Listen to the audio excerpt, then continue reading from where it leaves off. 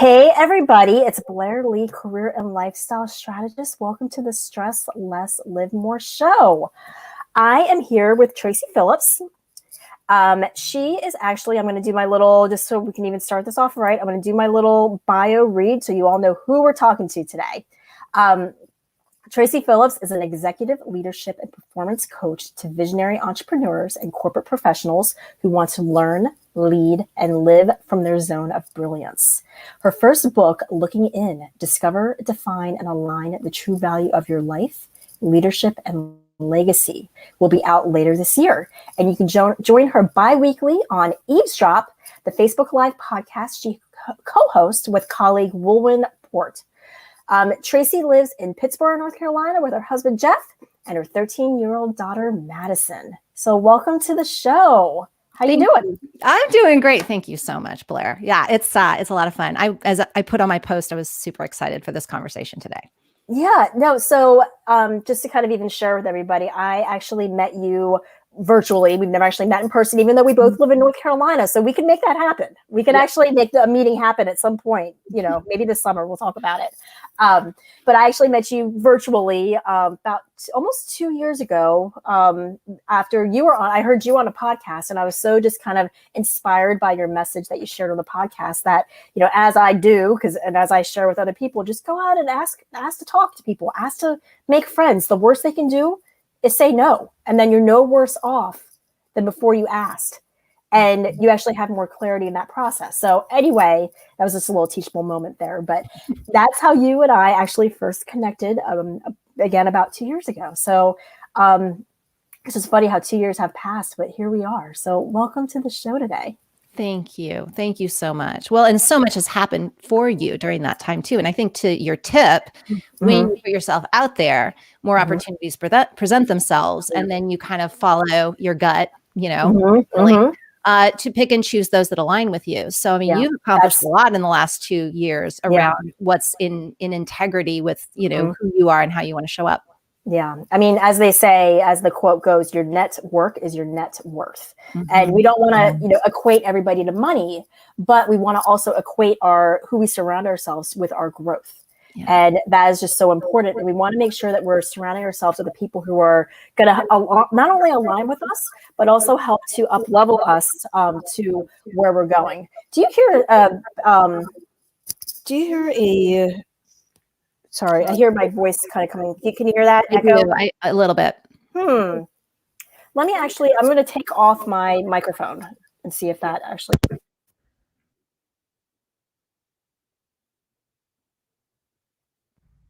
Okay, can you hear me now?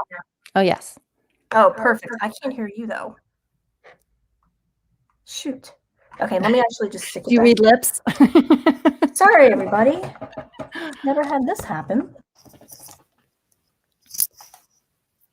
Okay, can you hear me now? I can. Okay. Can you hear me? I can hear you perfectly. We're good. Sorry about that, everybody. Now, that was weird. I've never had that echo thing happen before. And I'm one of those people who I get very distracted when I hear an echo. And actually, I'm hearing it again. That is so weird. Anyway, so tell me more about this book that's coming up. That book has actually, let me go back. It is called Looking In, Discover, Define, and Align the True Value of Your Life, Leadership, and Legacy. That is a mouthful. Tell me more about it. It is a mouthful. Well, we call it for short with my publisher, it's Looking In, right? Which is essentially what the entire book is about, is this concept of we've been deeply kind of enculturated to think that all the answers are outside of ourselves, right? Looking for the experts out there in the world to lead us and guide us and through our lives. Yeah. And what we're finding, I think, more and more in what this last year, 2020, and beyond, I don't think we're done with this looking in part. It has recalibrated us because it's kind of stopped us from all of this looking out, and it's caused us to literally go into our houses, kind of in some ways face the bury fact. ourselves, in our day-to-day lives and not have the distractions of what's outside in order to discover what truly aligns, right? So the key areas that I always work on with my clients, because I work on people, I work on them within their business or their careers, right? So in the executive context leaders of business and career. So not necessarily life focused, but how they're building their, how they are doing them within their career. Oh, right. okay. And so how they're as a bringing their leader, best self, how they are operating. Right. And the decisions they're making, the mindset they're carrying, and all of that within their leadership, right? Career-based leadership, right? So, it's not that we don't talk about personal things, because the way we do one thing is the way we do everything. Yes. So of course, sometimes we use that as a catalyst to better understand how those dynamics are also showing up in the workplace. But in general, there's two things that I do for visionaries, because there are areas of blind spot that they happen to have. And one is that because we have a 40,000 foot view, we think because we can see it all, we can do it all. And yet we only have one zone of brilliance, right? What we do best is the high level relationships, the planning and visioning for the future. What we don't do best is the day-to-day, the organization, the team building and getting things moving from one place to another. And yet a lot of visionary leaders, because they see it, they think they can do it, right? Just because we can doesn't mean we should. Right. And so really understanding what that lane is. And so that breaks down to, both leadership, but also legacy. What are we here to leave behind? And I want people to always think in terms of the bigger why. When I'm having this particular conversation, does it align with my bigger why? The way what I'm focusing on saying and how I'm focusing on delivering it, is that in alignment with who I choose to be and how I choose to show up? So we're talking incredible amounts of awareness and, being intentional, because I believe there's two ways to live your life: intentionally and accidentally. Yeah. Right? The accidental living is proactively or reactively. I mean, that's really what it is. Are you actually creating your life, or are you letting your life kind of come at you and create you? You're always on guard. Right. Yeah. And that's what I think this last year has done, is it's really kind of taken away a lot of the things that we have, without even thinking, relied upon. This codependency model that we've been doing all of our relationships with, has kind of broken down a bit. And so we've started to say, okay, if I can't find the answers out there, where am I to seek them? And what a lot of people are finally waking up to is, oh, it's in me. Right. So that's really what looking in is about, is not just the concept, but how. How do we do that? How do we, go in and utilize that information? Because a lot of, when we're newbies at things, we're afraid. It's like people are afraid of what's in, not because there's terrible stuff in there, but we just have never learned to navigate it. Well, you're also scared of what you hear because you don't believe it. When you listen to yourself, you're like, well, that's not true. Because, or from the career perspective, if this is what I'm aligned with, that's not what traditionally makes me money. So I need to ignore what it is that I feel inside, because to align, common sense tells me, or the world is telling me, or my parents are telling me, or whatever. That's what we're really afraid of. We're really afraid of finding the falsities that we've been taught. And I always tell people, I always tell people that, and this is going to sound really woo-woo to some people, especially, people who are listening in what they expect from an executive coach, but here it goes. Bring it. People do not hire me because of their human self doesn't hire me. Their soul hires me. Okay. Right. Their higher self that knows that they need to align to. I think that's what midlife crisis has typically been about, is that we get to a certain part of our life and we realize this is not how I want to be doing it. And we have this moment of, time of crisis. It's really to realign. And I think that 2020 has been and continues to be, this time we're in, a crisis point. It's a healing crisis, as I see it, is coming back to self. And that's going to be different for all of us. And so it is going to be about breaking down and relearning what that means to us. And a lot of it is going to have to clear away ways that we've been taught to do things and think about things and approach things that just don't align with what we came here to do and how we came here to do it. Shifting our paradigms, shifting what we think we know. And that's really what it is. I mean, and one thing I want to touch on that you had actually mentioned was people don't hire you as the human being. They're hiring your soul, or their soul is hiring your soul. Let's think about it, though. Looking at that just talks to us about the traditional hiring process. It's flawed. It's completely flawed, because a lot of people will overcome, but their resume, they went to Harvard or whatever it is, and they try to overcome with rational thoughts when their gut is saying, oh, I don't know if that's the right fit, or my gut saying, oh my God, you'd be great in this role, but you don't have a degree. That's right. You know? That's right. And so we are going to be unlearning, and you hear people coming from both sides of it, right? You know, people with all the credentials are now having this healing crisis that we are calling, you know, what is it? The syndrome. Shoot, it's totally escaped me. Imposter syndrome. Okay. So I talk about imposter syndrome in my book, and I have a totally different way of looking at it. I think it's really the waking up to the way in which we identify ourselves. It's not that we're pushing back on our credentials. It's pushing back on the fact that we identify ourselves through our credentials, our expertise. That is not who we are. That's our learned and earned, but it is not our innate. We did not come here to live through our learned and earned. Those are supportive factors and skill sets and gifts that we have learned to support our innate brilliance, which we were born with. We were born with. Nobody can give me I can't go to school for my innate value. I was born with it. But yet not for your innate value, strengths, talents, all that stuff. That's part of what I teach also is, we have that, and then we can leverage that. But then you also have your learned skills that help support it. But that's not who you are. And a lot of people say, well, whatever it is that you've done, and your accomplishments are wonderful, but your accomplishments aren't who you are. No. And the expert is not who you're here to be. You're not here to be someone else's guru. Yeah. We're really here to potentiate one another, right? And we can only do that through our innate value. We don't potentiate through our learned and earned. We call ourselves experts in our learned and earned. We expect ourselves to be the leaders from an expert position. I need to tell you because I know and you don't. That paradigm is going away. And that's ego-based.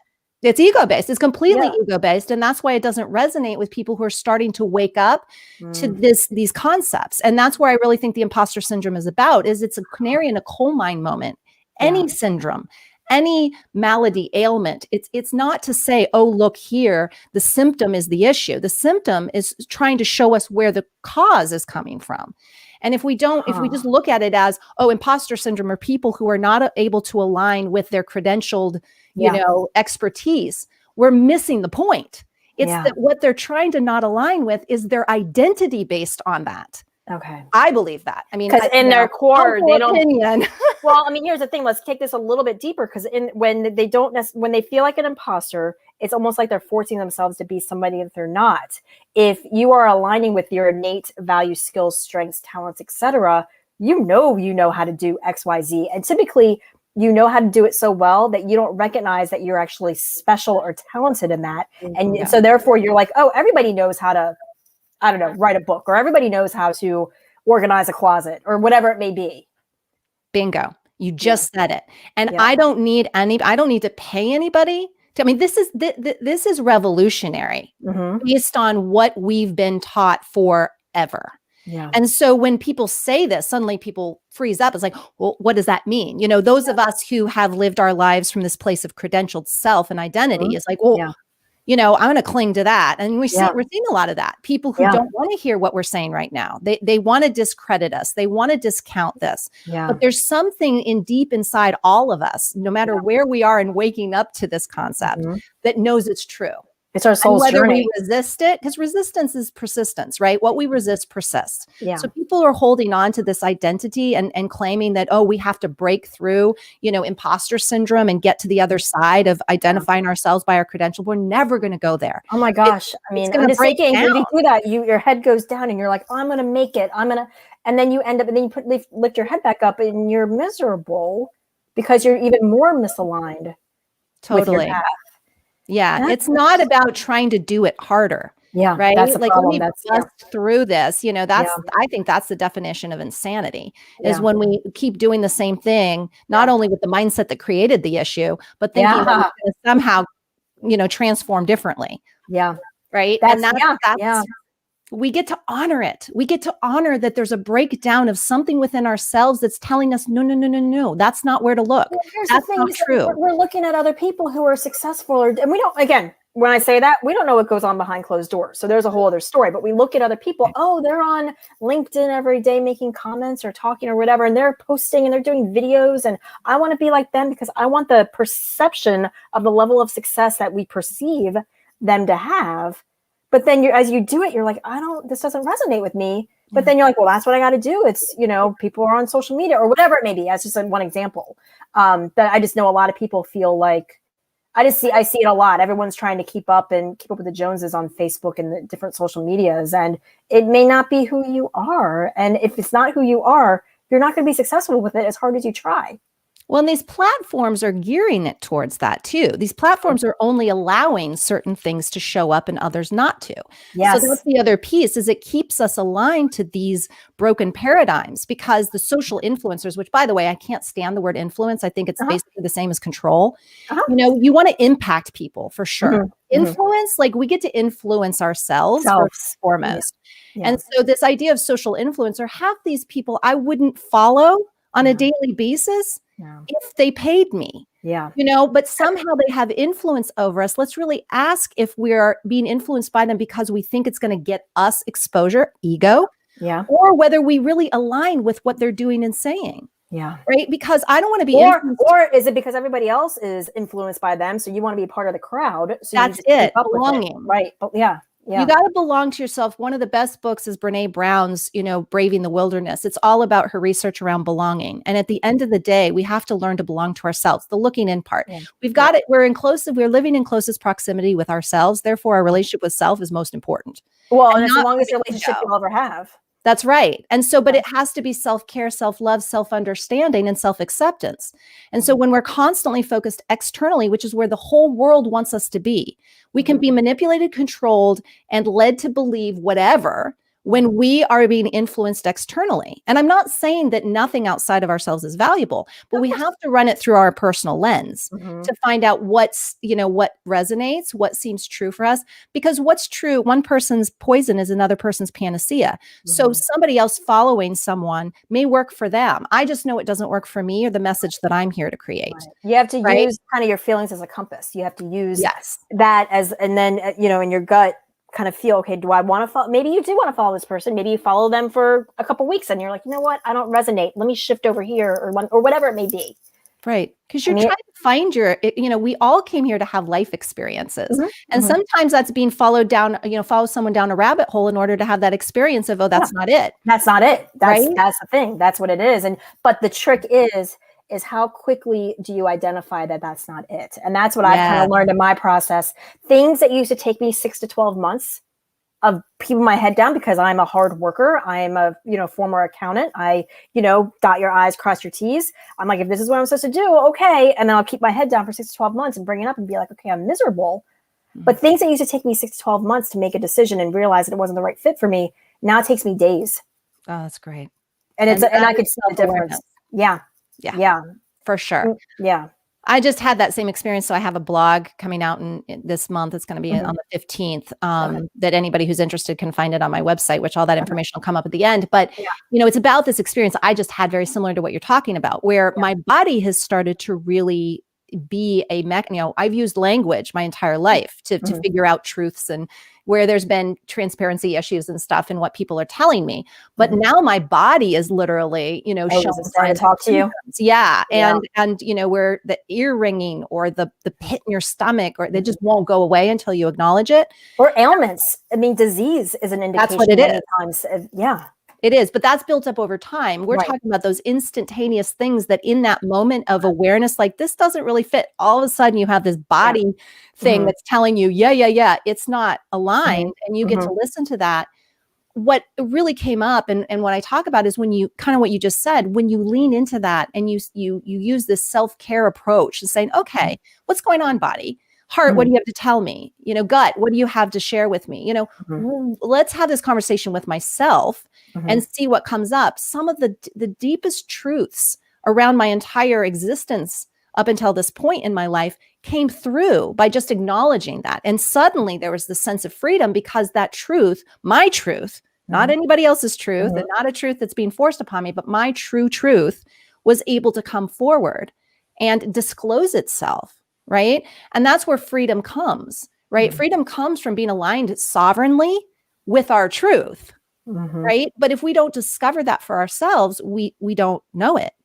And so that's the piece that I think, and what it opened up for me too, is I can own it for me, and I don't need to, convince anybody else of this truth, or not even dishonor other people for having different truths. Right.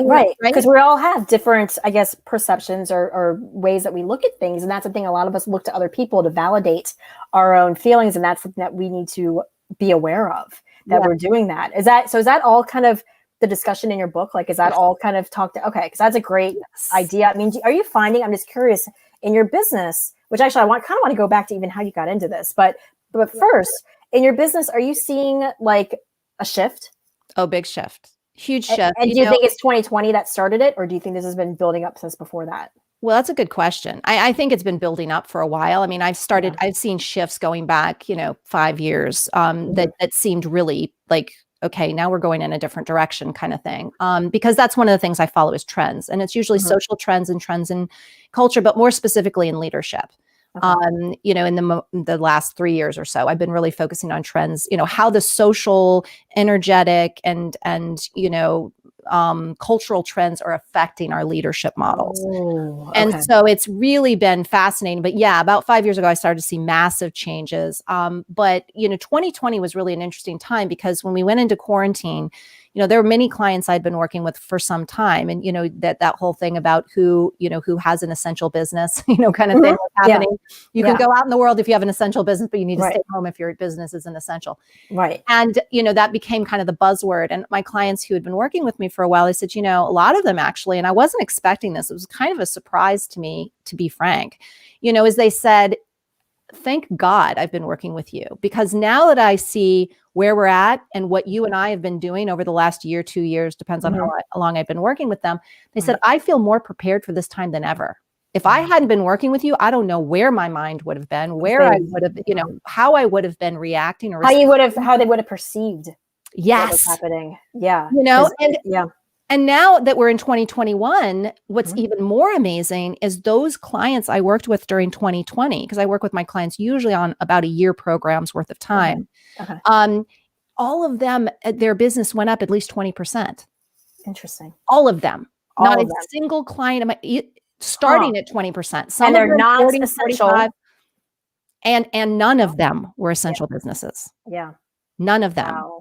Or there's not enough. Well, of course, I mean, the definition of essential, I mean, that's a whole other conversation. But but based on what the government is saying, right. No, that's interesting, because again, there's so much just negativity and talk. And I will say, even just on the platform of LinkedIn, I mean, I have probably about 6,500 connections. I would say, I mean, on a daily basis, even throughout 2020, I saw this person's got a new job, this person got a new job, and I'm like, oh, okay, like I'm seeing evidence of the opposite of what we're hearing out there. Yes. Well, and so am I. And so my husband always jokes I live in a bubble, because, my world is about up, up, up. And it doesn't mean that there haven't been downturns for everybody and struggles. I mean, I had a client lose her mother during the whole COVID experience, and, lose family. So, I mean, yes, there were struggles and challenges, but they felt supported. They had the tools, it's mindset, skill set, tool set. We first have to work on our mindset to create the right skill set and build the right tool set that we can then apply to keep all of that, maintained, and to continue to grow it. So, those are the things that as we add on, we never go back to feeling like we're alone, and I think that this whole shift in going from focusing out to focusing in is such a huge paradigm shift for most people that they don't know how to do it. They don't even know where to begin. It's not even a language in their mind. Like, they don't even know how to articulate that, because everybody's trying to just get back to normal and how it used to be. Do you think it's going to go back to normal? No. And I think that it's for us. I think everything is for us. It's not being done to us. It's really for us. And even if it doesn't feel that way or look that way, a healing crisis never looks pretty, that it's a reset. And so we get to look at where those things are allowing for a reset. I mean, we need two things for growth. We need challenge and we need support. Right. So if we get too much support, not enough challenge, growth is not as stagnant. It's not as stagnated. Right. Exactly. And if we have too much challenge and not enough support, the same thing happens. Yeah. Right. Well, so you probably might even go backwards. If you have that much challenge, you may go back in the cave and just hide. Yeah. I mean, I always say you can't you can't unlearn what you learned, right? In the sense of once you know, you can't not know. So a lot of the clients, once they have a perspective shift, it's like, well, I can never look back and see that from a victim mindset anymore because I know better. So I think we're always moving forward to some extent, but it may feel like we're taking back steps because we're not actually changing from what we already know. Right. So I think that's the piece, but constant forward growth is what we came here for. But there's a lot of ways in which we're doing things that are so unconscious to us. Because how many thoughts I forgot what the number is, how many thoughts we have in a given day. And like 90% of them are unconscious. Oh, yeah. Right? And negative. And negative on top of it all. I mean, and on the flip side, there's another statistic that's kind of on the flip side of that about how many times like babies laugh versus adults laugh. Like, it's just like we're programming ourselves to be miserable. Yes, I think to live in that reptilian brain of fight, flight, free or freeze. And that will keep us to a certain extent in this little safety bubble, but we're not going to grow, right? So comfort zone is comfortable, but no growth happens there. Right. So it's really one of those things. It's like, if growth is inevitable and growth is what we came here for, how can we start to align ourselves again to the mindset, skill set, tool set that will allow for that? So we're in the flow with it. We're not in resistance with it. Because if we want to cling to comfort zone, we're going to be in resistance to growth. Yeah. Right. And that's just going to make the growth that much more challenging and painful in many cases. Yeah. So, I mean, I do see some but what's exciting is I also see, a lot of people sitting back and being willing to say, okay, we just have so much chaos and change. What else could happen? You kind of get more comfortable with the uncomfortable because you just live in it. After living in anything for a particular time, you become more acclimated to it. It's the devil versus the devil you don't know. Is that theory as well? So people are less fearful than they were a year ago in the not knowing, right? And I think that's the biggest piece is the reason we seek certain things that we label as surety and security, like a certain amount of money in the bank account or a certain relationship or a certain title, in our jobs or whatever, we label that as once I have that, then I'll feel safe and secure, is what we're realizing is all of that could potentially go away like this. Okay. So then where is my surety and security? Right. And so we have to live in this unsure, insecure place for a little bit in order to recalibrate. And that's what 2020 was for many people and still is for many now. But for those people who start to realize that it's a recalibration, this isn't something it's temporary if we choose to learn from it. Right. And to say, the only way to it is through it, right? Is that if we continue to try to cling to finding that surety and security, we're going to be an ego, because guess what? Ego is about being right, looking good, being safe, and being comfortable.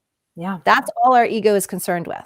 Now let's kind of actually just quickly, let's kind of delve into that a little bit. I don't know if a lot of people understand that that's not that living in ego is not the pathway to growth. That's, because when you're saying that looking good, I mean, everything you just said, looking good and all that stuff, I mean, that's all of us, a lot of us kind of preoccupy ourselves with that concept. For sure. And we think that's very important, but like, a lot of people don't know any better, that's maybe not the best approach. Right. Well, and again, when we don't know, that's where we go. Because our ego is here to keep us safe. There's nothing inherently wrong with our ego. We just don't want to use it as an autopilot.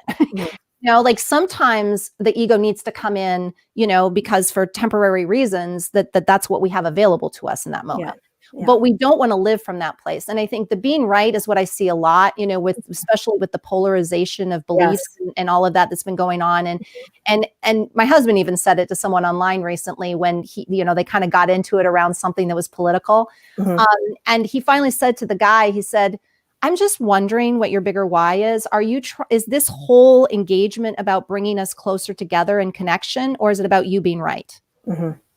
He says, because I know that's something I'm very aware of, is my ego wanting to be right. And I try to check myself at the door when that happens. But I'm just getting, because this person kept saying, no, you're wrong. I'm right.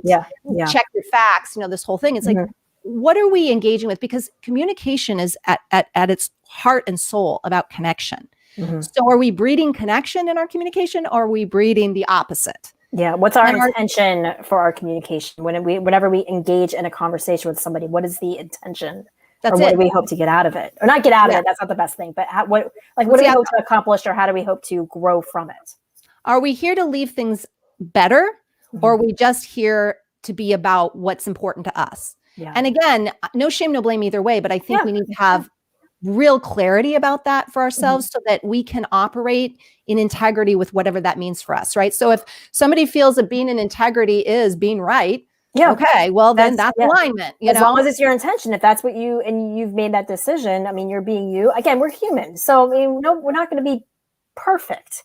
But as long as you understand who you are, why you're here, what your values are, and you live your life based on that as best as you can, that's all you can do, really. That's right. And I think that when people don't understand why certain things are happening or how people, and they get so, and this is the thing about, stress and disease and everything, the stress that we're causing, we need to remember we're causing it ourselves by the way in which we're choosing to respond and where we give our energy. So if we get so uptight with the fact that someone isn't seeing eye to eye with us, we can't control anybody other than ourselves ultimately. Right. And so that is going to breed more and more stress if we're trying to constantly get other people to either engage with us and believe in us, or what we're also seeing is this disillusion of relationships because people don't see eye to eye. It's like, what's most important? Do you want to just surround yourself with people who see the world the way you do, or do you want more diversity in your life? I mean, I think that's a really interesting thing too, because you see diversity and inclusion as a huge buzz focus right now. And yet you look at how the average person shows up on Facebook or any one of these other social media platforms where if somebody doesn't agree with them, they either try to tear them down or totally disengage. Neither one of those things are making room for diversity. So if we can't learn to be uncomfortable with other ways of looking at life and making sense of it, then we're never going to make room for diversity in this world. And we certainly aren't going to be able to include different ways, and different perspectives from people into our workplaces, into our personal relationships and our personal lives. And so I think that people just need to understand how this all works. Right. Is that you say you want one thing, but you got to do work for that. Right. You can't just, like, we need to be more diverse. We need to be more inclusive. And then come at it from a place of, trying to be right and trying to tear one side down, and only seeing one side. That's not diversity. And what you just said kind of led me to kind of think, and I don't know if this is even something we could even delve into today, but I'm just thinking, like, are people showing up on Facebook as themselves or as combative? Like, are they showing up to, as you're saying, kind of bring, not the positivity, but just the positive conversation, communication, etc.? Are they intentionally going on there for that purpose, or is Facebook not even attracting that type of conversation or communication? Like, maybe a separate division versus, And I think, there's a lot of people out there that feel that a lot of the platforms are, only allowing, it's kind of like the news, we're only going to promote our side of the story, and we're going to disengage from anything that goes against that. Right. And that the social media is just as bad as regular media in those terms. I'm not here to really, jump on that bandwagon one way or another, because I tend to like to go the neutral route, but I am a voice of, let's look at all sides, and you use your own instincts and see what resonates with you as the truth. Again, it comes back to about facts. Like, what drives me crazy is when people do say, well, those are the facts. I'm like, okay, were you there? Did you have a personal experience? Because if you're getting it through any other network, I don't care what it is, it's hearsay. Yeah. Even the science is so, people think, oh, science is factual, science is proof. It's really not. Yes, there are some, we can see trends, and there's a lot we can learn from these things, but it's not hard, fast, black and white, the way people want to present it. And so I always say, again, one person's poison is another person's panacea. You can have a health coach help someone and say, oh, eat raspberries, they're great for you. And you happen to be allergic, and nobody, you didn't take an allergy test, and suddenly that's causing you to break out in hives. So we just have to use that self-guidance with everything. And that's what I think this time is about ultimately, is it's forcing us, if we want to look at it that way, I look at it as it's allowing us, it's offering us the opportunity. Yeah. It's presenting it on a platter. Here, it totally is. The opportunity. Like, here you go. Reset. Do with it what you want. That's right. Look at it. Yeah. Totally embrace it as positive or not. Either way, here's an opportunity. Yeah. And I think that when we engage with it that way and really start to come home again, that's the whole. Somebody asked me a number of years ago what I felt my ultimate mission on this planet was, and I said to help facilitate bringing people home to themselves. And my interpretation of that is that we came here with absolute truth and mission and purpose and everything already engaged within us, right? And we were born and we were stripped of that and told, no, you're not valuable unless you produce something valuable. And we're going to tell you exactly what value is, right? So when you produce within this box, yes, that's going to be valuable. If you don't produce within this box that we've laid out, that we've said, this is the parameters with which you can produce. Right. And so we have to unlearn a lot of this. And, a lot of people have used that to control and manipulate and do all sorts of things. And, at the end of the day, we have to realize that we've all been conditioned in that box, whether we're in the box thinkers, out of the box thinkers, or no box thinkers, we still have lived in that box. There is a box, right? Yeah. And so for those I'm a no box person, and I see now why I've had such a really tough time in my life, because none of it made sense to me. There was always something like, that's not right. That's not right. And then everybody thought, you're always looking at what isn't right. Do you recognize what is? I'm like, oh yeah, totally. And I celebrate it, but that's not right. Because I came here to find those things. I came here to live within a different paradigm. I came here to bring forth a different paradigm. Right. And so for people like me, it's finally a time for that potentially. And it's an exciting time. So for people who've known me for years, like, God almighty, she's all of a sudden so outspoken. It's because I have something to say now that people can potentially hear. Right. And I think that that's what's important about what you do. It's what's important about, any of us who are in this field, and we get to gauge that for ourselves. There is no right or wrong. I think when people say, oh, I'm waiting to see what you're going to do. It's like, why are you so focused on what I'm doing? Yeah. Right. Focus on what you need to do and honor what you need to do. Because we're all on different paths anyway. I mean, you can, obviously you can look at people for inspiration, for guidance, or to kind of just get an idea like, oh, they took that route. Is that really the route I want to take? I'm not sure. It kind of just gives you something to think about, which is wonderful. But you don't just, say, well, that's what they did, so that's what I'm going to do. That kind of goes, actually, that circles back to what we were talking about at the beginning of this conversation as well. But we're actually at 36 minutes into this, so we're gonna wrap this up now. I try to keep this short enough so that people don't feel like they have to sit for hours and watch I think we can go on for hours, but let's kind of slow this down now. But I want to, I guess, talk about, or have you talk about, who do you work with? Like who like, and what's the nature of the work? Are you doing group, one-on-one? Like, who is it that you work with and who would benefit from what you do? So I work with visionary leaders, and this is both the way I describe it as executive professionals as well as business owners, right? Usually the business owners are stage 2 growth, which means that they've created a good, substantial company, but they're taking it to the next level and they can't do things the way they've done it in the past. And yet again, as we said before, they don't know how to do it any differently. Yeah. So one of the things I help with visionaries is I help ground them. Visionaries tend to be 40,000 feet up, and we have a lot of ideas and we can follow, it's the squirrel shiny thing syndrome. And because we see everything, we think we're supposed to do it all. And so really helping them to define their lane, and so they can operate from that lane of genius and allow other people bring those teams in that they need to operate the other things that are not their genius. Because again, a lot of visionaries think in terms of solopreneurship, where I have to do it myself because that's how they've done their life most of their lives. And so I kind of help them understand what it is to be visionary and how to operate in that space most successfully, specifically them within their business or career, right? Why they have particular issues. Once they can start to relearn what that story means, and it's not this self-flagellation, like it's because I am, different or whatever. It's like, well, it's because you're visionary. Right. And it makes total sense based on how you're made and how you operate and what you see and how you look into the world. So I think when people can, be seen, heard, and understood as not being wrong or different in a bad way, we start to then own that in a more confident way and in a more empowered way, then we can bring even more of that into the world successfully.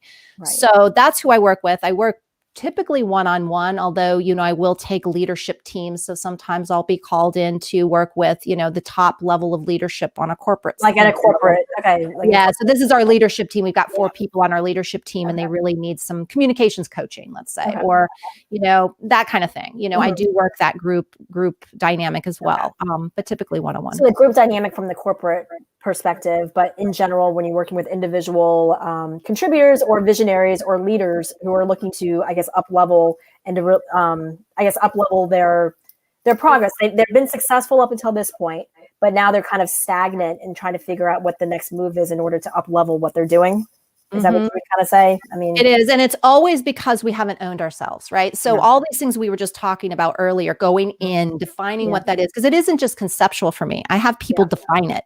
Like, unless we can really state it, we can't really work with it, right? So those data points of definition are key. And so that's, people are just like, oh, I know I'm this kind of person. Like, how do we define that? How do we define that role? And how can you get really, really focused on, this is who I am, this is how I operate, and this is what I'm here to create. So that when you're making your choices on a day-to-day, whether that's personal or professional, you have that measurement tool, right? Black and white, this works for me, this is aligned, this doesn't. Yeah.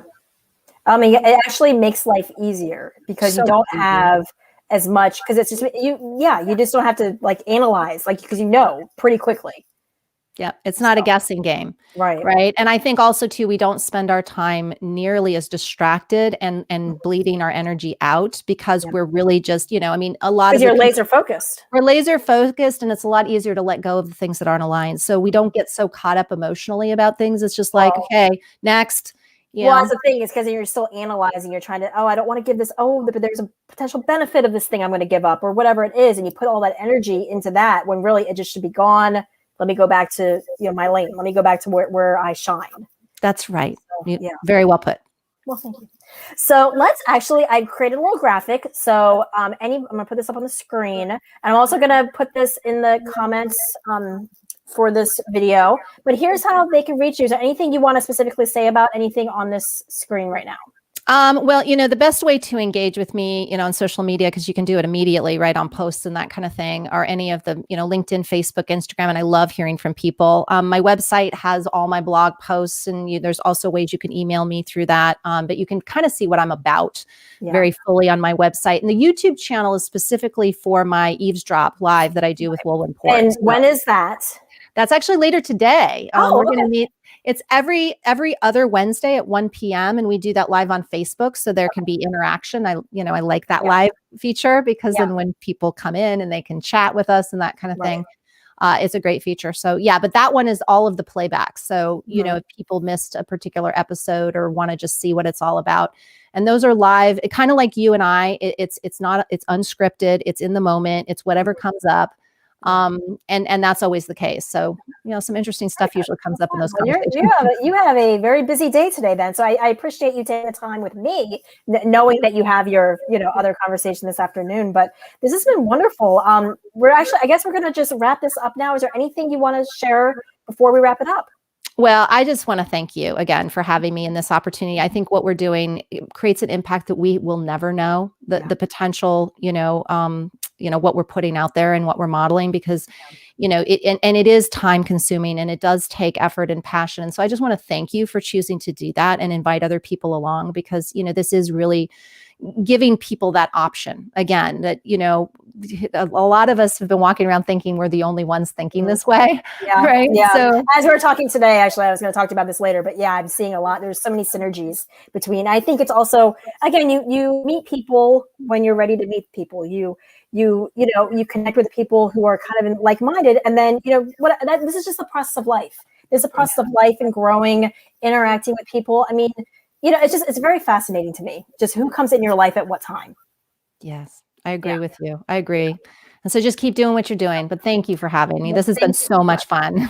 Thank you. Thank you for joining me, and everybody who's watching. I hope you have a fantastic day, and be sure to look on this post in the comments. I'll put the graphic for how to reach out to Traci. If you have any questions, just let me know. So everybody have a good day. Okay.